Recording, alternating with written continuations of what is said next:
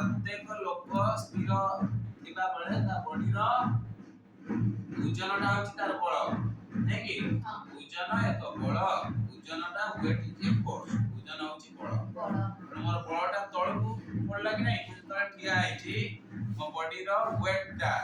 एक बळ बा फोर्स हला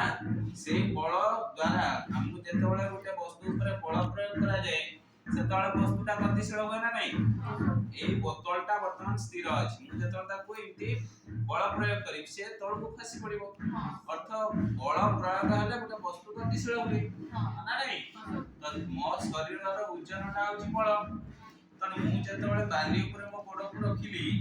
शरीरर ओजन एक बळ एवं सेही बळर प्रयोग द्वारा मो पाद बाली भीतर को पसी गला ना बळ प्रयोग करले तो गतिशील होबा ना वस्तु तने से हिसाब मो बळ पसी गला जेतबेले मु सोई कि रहउची ना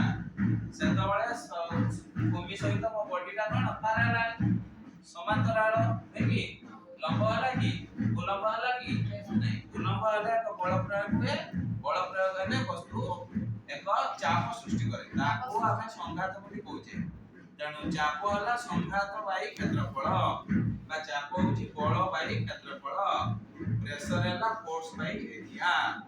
प्रेशर बा चाप जेते बळ अधिक प्रयोग हबो चाप सेते अधिक हबो बळ जेते अधिक गोटे मोटा लोक बाली ऊपर बेसी भीतर को पसी जे गोटे पतला लोक बाली भीतर कम मोटा पाद पसी तार अर्थ हला ओजन होची बळ बळर परिमाण जेते अधिक हबो चापर परिमाण सेते बढिबो बुझि होची कि नै तमे गोटे बेलुन रो केते बेले पानी पुरेबो बुझि होची कि नै पानी पुरे कि ताकू